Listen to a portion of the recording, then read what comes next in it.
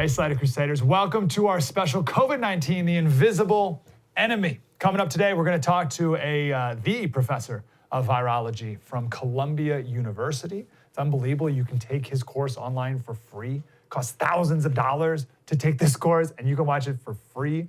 I'd be the smartest person you know about this, but we're going to talk to him coming up in a little bit. We'll talk about homeschooling, advice on how to prepare for this being a part of our lives moving forward and how to properly embrace that best we can. Also, we'll talk to a local business owner who is taking the opportunity to really do the opposite of what I'd expect local businesses to be doing right now. So that's all coming up, and I'm really glad you're here. But first, I just want to share this story with you. On my show, a couple days ago, we talked about Arthur Brooks. He's a professor now at Harvard, and he teaches a course about happiness. And he has 3 equations that he teaches his students. The one we mentioned the other day is about satisfaction. We did a segment about materialism and how we have to stop living in a materialist culture, so we stop giving our money to China. But that equation we talked about was satisfaction, so your contentment is what you have over what you want. It's what you have divided by what you want, and we live in a materialist culture which says to be satisfied, you need to increase the numerator. You need to get more stuff. You need to increase what you have, and that doesn't lead you to be a more satisfied life or to be more satisfied. What we need to do is decrease the denominator. We need to decrease our wants and buy fewer things but higher quality made in America. That's the segment we did the other day. But there's 2 other equations that Arthur Brooks talks about. The first one is, he calls it subjective well-being, but it's happiness, contentment, fulfillment. It is genes plus circumstances plus habits. Genes plus circumstances plus habits. Now, genes, your genetic makeup actually is about 50% or so of your baseline happiness level, which seems like a lot to me. And I wish that wasn't the case, but it is. Circumstances is actually a very small amount of your emotional, subjective well-being. It's actually very, very small. The rest is habits. So what are your habits? Okay, the second equation, your habits, is faith plus family plus friends plus work. And that's the one I want to focus on. He wrote a book, Arthur Brooks did a couple years back, called The Conservative Heart. Excellent book. And he has a whole chapter in there about meaningful work and the importance of it. So what is meaningful work? So it doesn't matter what it is. It doesn't matter what your job is. It's anything that gives you a sense that you're earning your success. So we want buy-in. We want to have this idea that we have control over our success. So the more we do, the better we do, the more successful we are, right? And the other thing is we need to be serving others. If you do those 2 things, you're going to have meaningful work, and you're going to feel really good about it. Enter Gabe Scuderi. He's an Italian immigrant. He got home from his job the other day, and as soon as he opened the door, his daughter ran to him and gave him a big hug and thanked him. She thanked her dad for working. She said, "Dad, you are literally helping to save the entire world right now." So what does this guy do? Okay, so I just shared that part of the story. What's this guy do? Like if I shared that part of the story months ago, I'd be like, oh, he's a police officer, right? Or a firefighter or something. And he just saved a life. Now I'm sharing, maybe most people thinking he's a doctor or a scientist researching a vaccine, right? He's literally helping save the entire world. He's researching vaccines, right? No, Gabe works at a factory. Actually, he's worked the same job for 24 years. And that's all he ever thought it was. It was a job. He never thought he was doing anything meaningful. I mean, feeding his family, right? There's meaning there, but he certainly didn't think he was saving the world. He actually works at a factory that they make a product that was marketed big time back during the Spanish flu in 1918. And this product was developed to stop the cholera outbreak in Germany in 1889 by a doctor. And still going strong today, as strong as ever. So Gabe, he starts his shift at 7:30 in the morning. He volunteers into the next shift, 6 days a week, 12 hours a day. His daughter said he's a man on a mission. Every employee at this factory is given a FEMA card in case they're pulled over by the police on the way to or from work. And the card says that the bearer of this card, their services are considered essential to federally declared statewide emergency response or recovery operations. Like very official, makes you feel like a badge. Now nurses check their temperatures every day when they arrive to and from work at this factory. It's very important that everyone stays safe and they keep this factory running. There's another employee there. His name's Mr. Garcia. He said, everybody's counting on us to do our part. Now he has 4 kids and a granddaughter. He said, I have to make sure I do as much as I can, not only for everybody else, but for my own family too. So the guy we were just talking about, Gabe, he's from Italy. This guy is from Iran. Born in Iran, he operates the forklift at this factory. This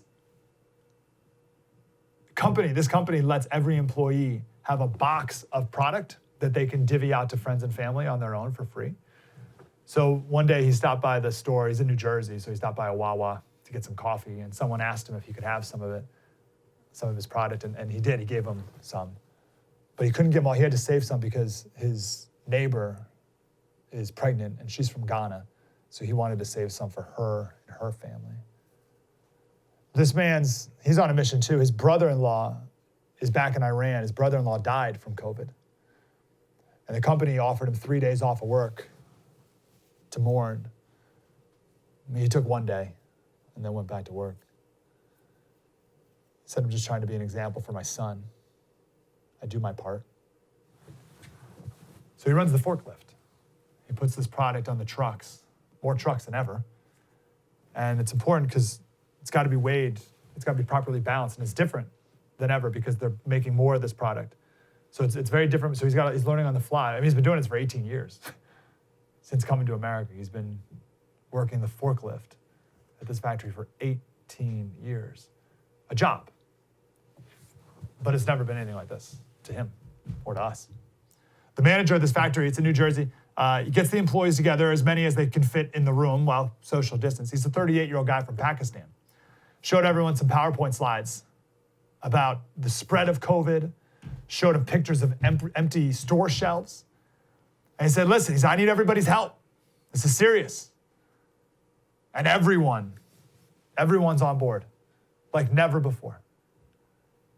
Remember we shared the story the other day of the doctor who said, listen, it's difficult, it's hard, people are getting sick, et cetera, et cetera. But you put that aside, this is the best time ever to be a doctor. This is exactly what we signed up for. This is exactly what we dreamed of.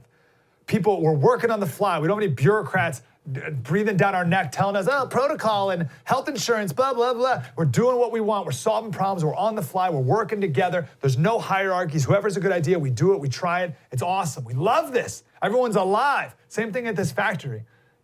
These people have worked for decades, and it's never felt like this. Usually 30 tanker cars, like the rail, the train go right by, and the rails go off and unload the ingredients. So usually they have 30 a month pull in. This year they're doing 50, almost double. It's all they can handle. They would do more. All the other products that they usually make stopped, discontinued, not doing it anymore. It's a 400,000 square foot factory. Usually it's about 30% of the product line that they pump out of this factory. During flu season, it's 70%. But here, right now, 100%. 100% of the product line is this. Nonstop, 24/7. No more easy off oven cleaner. No more easy on spray starch. Forget it. It's all Lysol disinfectant spray all day long.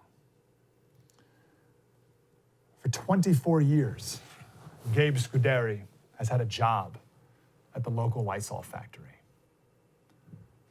Now, for the first time ever, he truly feels like he has a purpose. And think about it. He gets home, and his daughter runs to him and says, Daddy, you're literally helping to save the entire world right now. Here's to everyone who is. Coming up next, Dr. Professor Raccaniello from Columbia University, and we'll talk about this invisible enemy. Mike Slater, more coming up.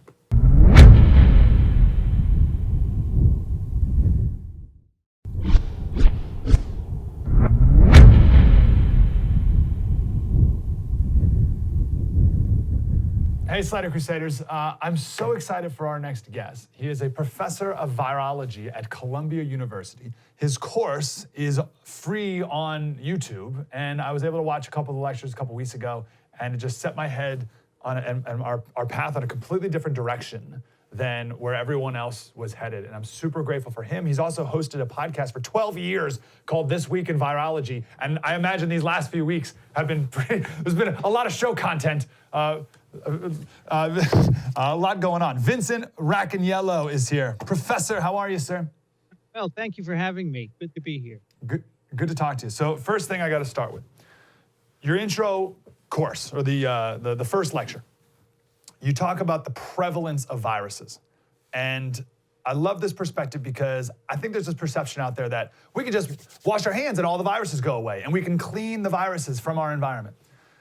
And obviously that's not true. There's billions and billions of viruses nonstop all the time. We're eating them, breathing them, whatever. Here's what doesn't make any sense to me, Professor.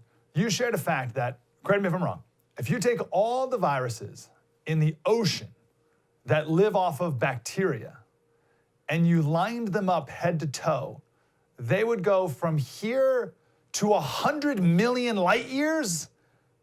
Right, 100 million light years, farther than What are you Pluto. Yeah, there are a lot of viruses. You can't even see them. That's the amazing part. You can't see them yet. There's more of them than anything else on the planet. How can that possibly be? How can there be that many? That's because one of the strategies of a virus is to make a ton of itself, right? A virus gets into a cell, whether it's a bacteria or a cell like our cells, and they take over the cell and make tons and tons, millions and millions of themselves, of copies. And that's why there's so many. And that's their strategy, because of all those offspring, if you will, very few of them are going to find another cell to infect and take over and reproduce. So the strategy is to make a lot. And that's why there's so many on the planet, just the oceans alone. It's amazing. They're all over. Everywhere. I tell people, you're breathing them. You, Mike, right now, you're breathing them in, most likely. Yeah, but that's wild too, because at that point, you can't rid the world of them or your environment of them. That's an absurdity, right? Oh, you cannot. And if you could get rid of all the viruses in the world, probably all life would stop within a few weeks. So we do need them. What good do they do? Well, in the oceans, they help to turn over all that organic matter that then ends up giving us carbon and phosphorus and other materials that we need for life. So they're really important inside those kind of things we call geochemical cycles. They help keep populations in check.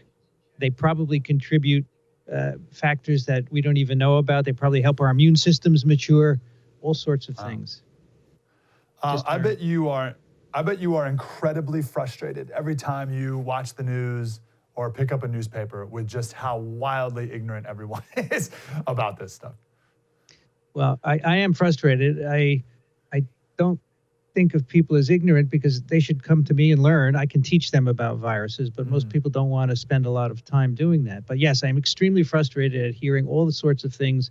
And that's why we've been doing this podcast for 12 years, to try and get the facts to people. And it's only now that we've been discovered in big numbers, but we should be being discovered even more. What is it, people? Don't watch movies on Netflix. Watch us. Learn some stuff. This Week in Virology. So let me just throw a couple your way, and then anything else that's frustrating you. So this idea of mutating, viruses mutating to be more deadly or whatever. Viruses mutate all the time, but what does that really mean to us? So every time a virus goes into a cell, it makes mistakes. And the genomes that come out have errors. And some of them fail, and some of them don't mean anything. But what it means to us is really very little until it means something. So the coronavirus is changing every time it goes into a cell and then comes out again. And those changes don't really mean anything, but the press makes it seem like they mean something. And one of the latest ones that killed me was, well, coronavirus is mutating. What does it mean for vaccines? Well, it means nothing. These viruses don't escape immunity, not like flu. Influenza viruses do. We know they're a great example of that. So there, the mutation means something. But for most other viruses, it's really a very little consequence. Especially a human virus like this one, it's really good at infecting people. If you hadn't noticed, it doesn't need to get better. It's perfect, the perfect virus. So the mutations are part of a virus life cycle, if you will, and they're necessary for it to be able to be flexible and find a new cell or a new environment. why is this one, or why is the flu change so much and this one doesn't change as much to get around the vaccines? So the influenza, we can't answer that question, but influenza has evolved over many, many years to change in order to find new hosts and infect them. And it's very good at that. From year to year, the influenza viruses can change and evade the vaccine that we've made last year. So we have to keep making new vaccines every year, and that's a real problem. It's one of the few viruses that does that. Most of the others don't change. They have other strategies for evading immunity. For coronaviruses, what we see is that they infect people. You make an immune response, and then within a couple of years that wanes, and then you can get infected again and again, but you don't get sick. And that's the strategy. It's a brilliant strategy in my view. Mainly they infect kids at a young age who've never been infected before. They don't get sick. And then as they age, they have less and less immunity. The viruses reinfect them, but they don't get sick. And that's probably what's going to end up happening with this SARS-CoV-2 virus. Oh, so I haven't heard that last part. So you can get reinfected. We talked about that before, about how the immunity may not last, so you can get reinfected. But you mentioned, but you don't get sick. What does that part mean? And why not? Oh, see, this is something that the press is not talking about. So immunity will wane, and we're waning. We're talking about a year or so. I'm not talking about 2 weeks, right? In a year, Yep. You can't be infected with these coronaviruses. There are a number of them that cause common colds every year, and you get reinfected every few years, but you don't get sick because you have just enough immunity to prevent illness, but not enough to prevent infection. And that's how the virus goes from host to host to host. You don't even know you're infected most of the time. You get a sore throat, a little cough or something. It's nothing. And that's the strategy. So these viruses don't have to change. Somehow they have evolved to make immunity in you that doesn't last. And that's good enough for them. Oh, so this is interesting. So what is a virus's goal? A virus's goal, I guess, isn't to make people sick. It's just to make more of it, right? Right. Well, so viruses don't have goals. You have to remember, this is all just passive stuff that happens. But viruses need to find a new host. I don't like to use find, but they need to get into a new host to make more of themselves. Otherwise, they're finished. If they can't find a host, that's the driving force for evolution of viruses, to find a new host. And right now, SARS-CoV-2 is great at finding new hosts, right? Why? Because 80% of infections are mild. You don't even know you're infected. You're walking around and you're infecting other people. That's the beauty of this virus, that it can do that. So yes, the next host is totally critical for a virus, because if it's not there, that's the end of that virus. And many viruses have probably gone extinct over the years because of that. I wanted to ask you about anthropomorphizing viruses, Yes. and I just did that, being like, oh, it has a goal, like it has a will to do. Can you give us other examples of that you see out there that people are just throwing out without really thinking? Yeah, people say things like they have a goal, or the virus wants to do this, or it has to do this. We give it human characters, which is wrong. And the reason it's wrong is because first of all, we don't know what rules viruses are following for the most part. And they don't follow the same rules as we do. But most importantly, as I said, whatever happens to a virus is completely random. A virus randomly bumps into a cell, and that's why it makes a lot of itself. So it could have a good chance of finding a new cell in your upper tract, for example. It bumps into the cell. It's taken up passively into the cell. The genome of the virus is released. It's all passive. It's just a chemical reaction, a set of chemical reactions. The genome gets in the cell. It's translated into protein. It reprograms the cell to make more viruses. There's no thinking. There's no active process there. It's all passive. That's why I think giving it human qualities isn't right, because these are all just reactions that occur with no thinking, no foresight, no goals whatsoever. And it's amazing. And most people can't handle this, right? Because everything in our lives is thought out and so forth. But it's the way it happens. Yeah, we want control over it, so we want to give it agency. What's another frustration you have when you see the news and people talking incorrectly? Well, the latest thing that's been out is, and this is not new for SARS-CoV-2, by the way. People think it's either made in a lab or it was released from a lab accidentally, right? Which are both. I just spoke to someone and I said, if you look at the data, science is based on data. The data all tell us that this is a bad virus that somehow got into people, not in a lab, but out in nature. And every time a new virus emerges, people think it's made in a lab. It's the same thing for HIV, right? When HIV first emerged, you could find theories left and right that it was made in a government lab and so forth. These are crazy theories, and I think if people understood viruses a little more, they wouldn't be believing that. This is a naturally made virus. Nature is great at making new viruses, have we seen before, and we're always going to be encountering them. So that drives me nuts. The other day I saw this idea of these gain of function experiments on this point. And what are those, and why would scientists do those on viruses? So gain of function means you give a new property to a virus, and virologists do that a lot, but there are some viruses that we are worried that that's not a great idea. So we work with them under very high containments. We have labs that are locked down, and you have to be careful when you work. You have procedures and so forth. You may have seen some of the most highly contained BSL-4 labs where you have to wear a spacesuit and you have air pumped into it and so forth. So if we think that the gain of function experiment could be a problem, we work under high restraint like that. Now, the reason we do these experiments is we want to know what it would take for a virus, say, from a bat to be able to infect people. We can't infect people, but we can infect human cells in the lab, and we can infect animals of various sorts. And we can ask, does this virus have the potential to cause a pandemic, right? We have to do that kind of work to understand this, and there are people that don't like it. They say, oh, gain of function, you're going to make a virus that's going to be released and kill everyone. No, it's never happened. We're careful. We don't do that. And I would argue, a few years ago, a number of individuals didn't put a moratorium on gain of function research with coronaviruses. And I would argue that, in part, that's why we are where we are today. We weren't able to do the research we needed to do. You know what? Nature doesn't care about your moratorium. It keeps on making viruses. Yeah, great point. Okay, let's, I only got about 2 minutes, Professor. I hope we can talk again, because obviously you're like the guy, you're the expert. Give us maybe something maybe you're concerned about moving forward in the weeks and months to come, and then maybe a good news point.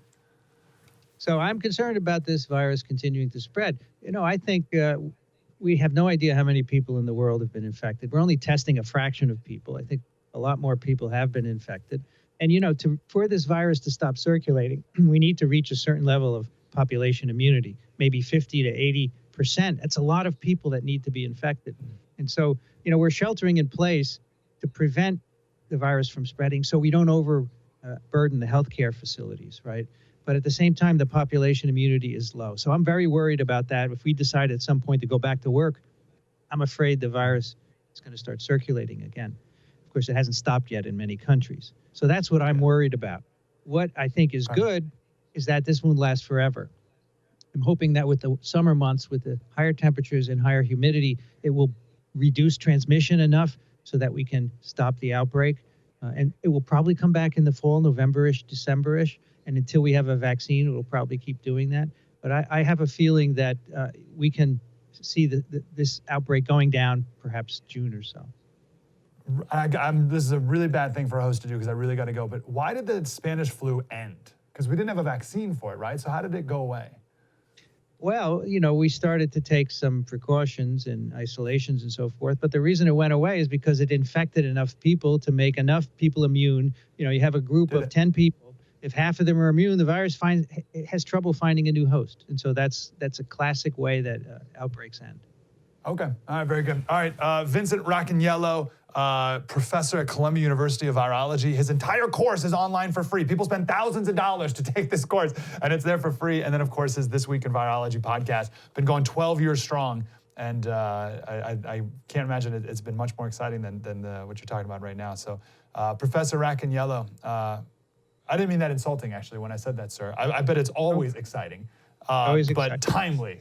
Very timely, isn't it? Professor Racaniello, really appreciate your time, sir. My pleasure. I'll be happy to come back anytime. Yes, thank you so much. This Week in Virology. Mike Slater, more coming up. COVID-19, the invisible enemy. Spread the word.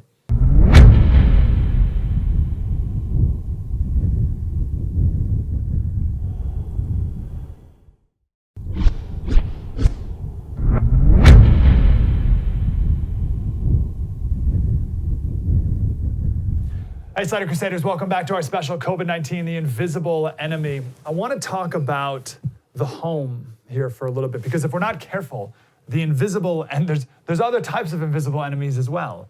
not just the virus. And if we're not careful, then that invisible enemy can get inside of our homes and make this an even more difficult and challenging time than it already is.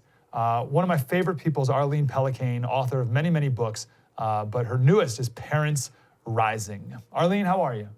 I'm doing okay. We've got the invisible enemy as well, but we're trying to slay it. Yes, we got you. That's exactly what we need to do, and that's why I need your advice, your wisdom. So we could talk about homeschooling, but I want to get to even more like the root of that. Even I want to do bigger than that. So what should our approach, our mindset be with this new type of home that we have now, where husband and wife and kids are all now in it all the time? How should we be thinking about that? Yeah, and I think this is something we're going to constantly come back to, but it's a reframing. It's like kind of reframe your house, and instead of thinking like this is a disaster, like we are on day a gazillion and this is a disaster, instead reframe that to be like, you know what, we're going to look back on this and we're going to think, my goodness, how else could we have seen our college student for so long? Or, wow, we got to spend all this time with our high school senior before they launched out into the world. Or, you know what, normally we'd be at work, but we saw our little baby take their first steps. You know, whatever it is, but to reframe it like there's not a whole lot you can do about it right now. So this could be a really winning, amazing time for your family if you will look at it like a gift. And many times, this gift is not wrapped all pretty like a Tiffany box. It's not wrapped like that. Yeah. But if you could see it, and you do have to, this sounds good, but when you're in, it's like 4 o'clock and you're like, what are we going to do now? You don't feel that way. But to be able to say, okay, how can we use this time to connect? And it also is lowering those expectations by saying that. I'm not saying that every hour you're going to make this magical memory, but that maybe today's the day that you're going to teach that one kid how to bike, or today's the day where you're going to ask that teenager, hey, you know what, let's go through the drive-through. And in your mind, you're just thinking, I'm just going to listen to you because I've got now 1 hour to just listen to you where normally I wouldn't have that. So kind of look for those silver linings and find space in your day to be apart, so that you're not always in each other's faces. I have a high schooler, a middle schooler, and a 5th grader. And at about 8:15 last night, my husband goes, bedtime. it's bedtime. But that's important because I'm so glad you said it, because that's important because there's you need your space, but also how do I word this? So there's this concept I don't like. I call it celebrating ugliness, where a parent is everything's a mess here. Like, I'm a mess, my kids are a mess. Here's a video of them swearing because we're just a mess or whatever, right? I call it celebrating ugliness, and it's a weird thing. But then the opposite of that is everything's perfect and amazing all the time, aren't we, right? And neither of those are true. And I like that you give us all permission to, hey, we need to can we just for a minute and let everyone kind of recenter here? What's the importance of that? What if we don't? Yeah, because we need that time of separation so we can come back together again. So then it's exciting, like, oh, look, we're around the dinner table. That's exciting because we have spent some time apart during the day. Everybody, the adults, the kids, and with that 8:15 bedtime was so funny because what my husband wanted was the home to himself just for a few minutes, where the kids were all upstairs and they were reading and goofing off together. They were doing stuff, but we were then downstairs alone with classical music playing, both of us with books cracked open, and it was just quiet, right? And that's what he wanted. So it's kind of looking for those moments of how can we optimally get along together. And it may be at the end of the day, you say what worked today, what didn't work today, and think about how can I tweak that for tomorrow. And really for the parent, it's so important to be positive, to stay positive, because your kids are going to catch it if you're really worried, if you're fearful, if you're anxious, your kids are going to catch that. So that comes from maybe in a few minutes in the morning when you're with your cup of coffee, just praying to God, thinking about good things, being grateful for yourself to keep up so that your kids can follow that. So important. Your kids absolutely can pick up on the vibe of you and therefore of your home. They'll match that timbre, whatever it is. Let's take a couple minutes and talk about homeschooling. Or really, I hope that at the end of this, we stop calling it homeschooling and just school. I want homeschool to be the default assumption because that's the way it's always been forever. Right. So school. So let's talk about school in your house. Because you have all ages here. So what's been sort of your best practices that you've developed about how to do this properly? Best practices have been, it's funny, it'll sound weird, routine, but also being flexible. But here's what that looks like. So for my two daughters and I, we've got this awesome routine that would have never happened had it not been for this invisible enemy of COVID. And that is we've been working out every morning, Monday through Saturday from 9 to 9:30. Now that would have never happened without this. But because that kicks off the day, like it's a really nice way. So basically what we'll do is we'll exercise and then school starts at 10 o'clock.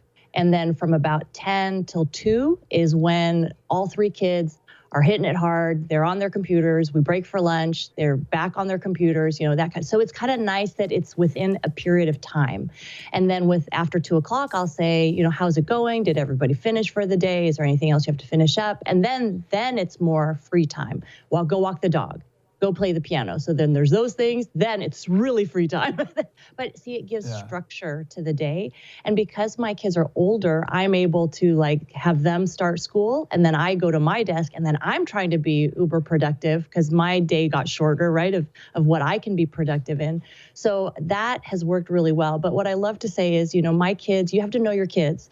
So my kids are, they're kind of like, they'll do it. Like if the teacher says they'll do it, one of them will do it right away. One of them will procrastinate, but they'll do it. They'll get it done on their own. So I can leave them alone. So for instance, one mistake that a lot of us make is we'll be like, oh, so did you get that done? Did you get that done? Hey, how's that going with your math? And it sounds like, when my husband says to me, is that your second cookie?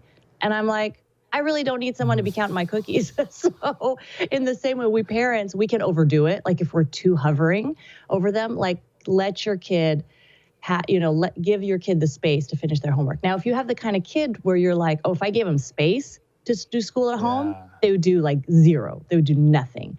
Then that's about, hey, you know what? This is what's expected of you by the end of the day. If this isn't done by dinner, then kitchen's closed. No dinner. Your child will not die. There's enough food in your pantry that your child will live. But really kind of have some kind of consequence because sometimes parents feel powerless, but you really do. You're a creative person. You can figure out how to put that onus on your child to say, oh, sorry, you didn't finish your homework? Then I guess you can't do X, Y, and Z. Oh, look, I guess you can't Snapchat with your friends. You've got some power there.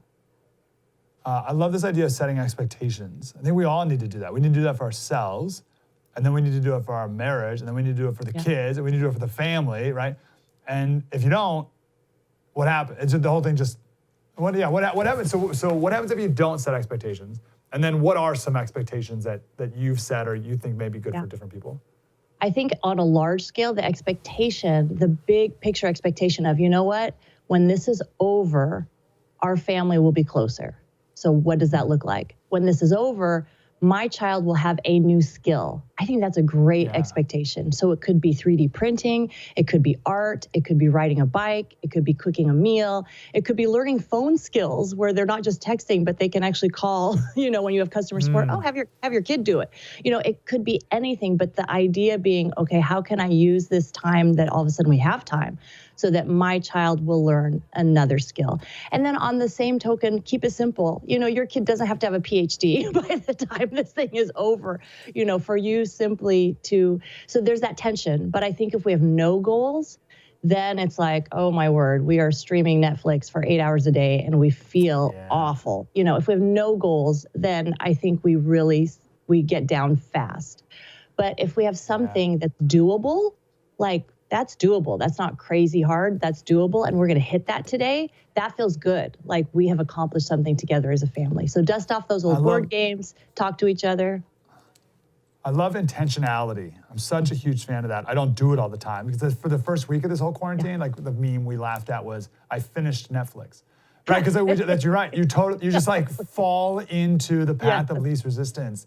And it's just blah. So we did a week of that and we were like, oh, this is brutal. Can we maybe wrap up with advice you have about adults and working from home and their expectations and career goals and working with people Zoom style? Yeah, totally. I think the same thing about kind of keeping it tight. Like when you are sitting at your desk, you are working. And when it's a meeting, let's be efficient and get that stuff done, and then let's chat afterwards or whatever. Because the time now, you don't know when a 3-year-old's going to come right up behind you and say like, "Mommy, Yeah. I need a cracker" or whatever. So the time that you are working to make that as efficient as possible, and then really to have those expectations. If you have a teenager, if you have older kids, they can work independently. You can tell them, for our livelihood, our families, the health of our family, I need to be sitting at my desk 4 to 5 hours a day and really truly get work done. And you really need to leave me alone. And your kids will respond to that. And even with the little kids, I remember my kids are older now, but when I first started writing books, they were 1, 3, 5, and they're all around my feet. And I taught them like for an hour, let's say. So I'm not saying all day long, but hey, here are the Legos. I am not responding to you. I'm not doing anything. And you're just going to have to figure out what to do. And they will figure it out. So training yourself, training your kids like, hey, this is productive time. So mommy and daddy needs to go do this. I'll check in with you in an hour, and here we go. And give yourself permission to do that, and realize that's going to help your kids to learn self-control when they finally do go back to school. Like, hey, I can sit through my teacher's thing because I had to sitting right next to my parents' desk, like that's a helpful skill for your kids. So good. We had to learn that the other day. We have a 2 and a 3 and a 8-week-old, but we had this idea that we had to we had to entertain them all the time. Like it was our responsibility to always be playing with, right? And it's like, yes, but go outside for an hour, right? And play with each other, right? Good night. Arlene, I could talk forever. You're wonderful. I want everyone to buy all your books. Parents Rising. But thank you for getting narrowing this down. And I just love the idea of this can still be a very productive time. Set expectations, be intentional, have goals, come out of this stronger with a skill set that we never had. I love all that. So good. Parents Rising, Arlene Pellicane. Arlene, you're wonderful. We'll talk again. Thanks so much, Mike. Appreciate it. Thank you, ma'am. COVID-19, the invisible enemy. More coming up. Spread the word.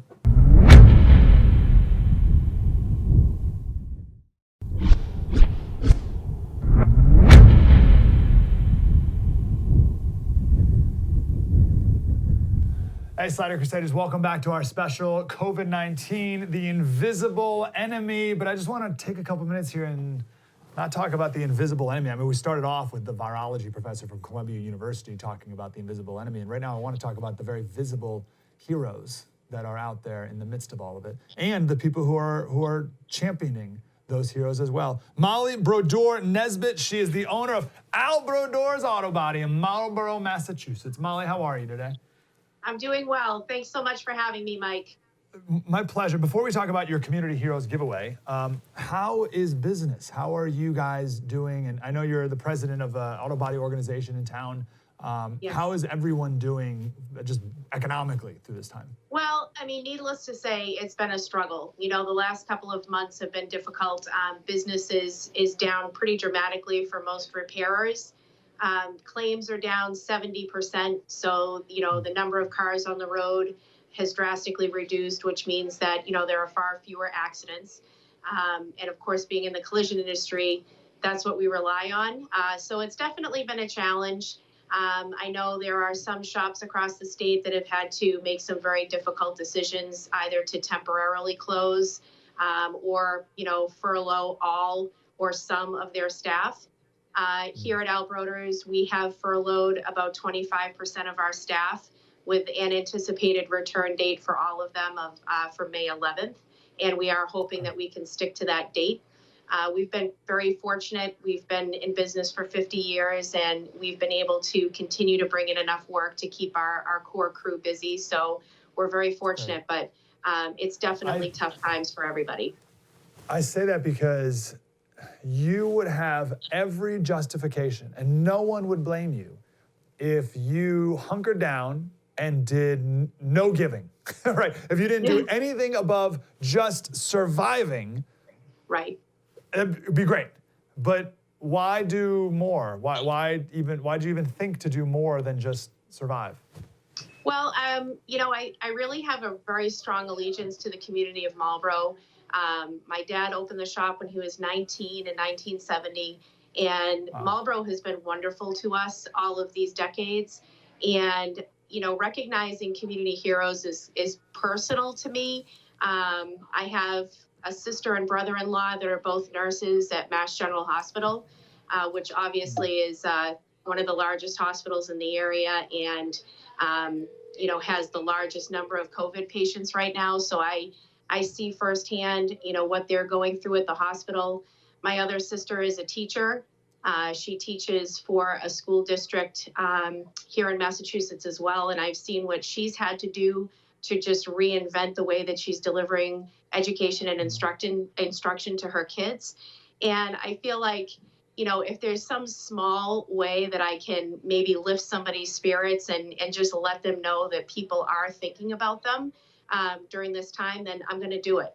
And I've been really just blown away at the response that we've received. It was just a small thing that we decided to do, and it's really kind of taken on a life of its own, and I think it's great. And I'm hopeful that other businesses in the area who are willing and able might do the same. I hope so. What is the Community Heroes giveaway? What have you guys been doing? So we've been doing a variety of things. So we do gift certificates for gas. So we've done Shell gift cards. We've done gift cards to local restaurants here in town, also to support all of them, the folks that have, again, had to completely reinvent the way that they do business. So we've done a mixture of things, and we also include a gift certificate for the recipients to get their vehicle detailed here. So we do a complete interior and exterior detail, which is often something that people wouldn't necessarily do themselves. And certainly when times are tough, not a luxury that you might spend a little extra money to do. So we felt like that was something that we could do here as a thank you in addition to the gift cards. To nurses and to teachers. Yes. So grateful for that. Molly, one of the themes I've learned over the years, it's when good people do good things, but here's the key, for the right reasons, then God blesses it. And very clearly, that's what you guys are doing, and I'm so grateful for that. What if anyone's in the Marlboro area, what's Albrodoor's website? We can stop on by. So our website is albrodoor.com.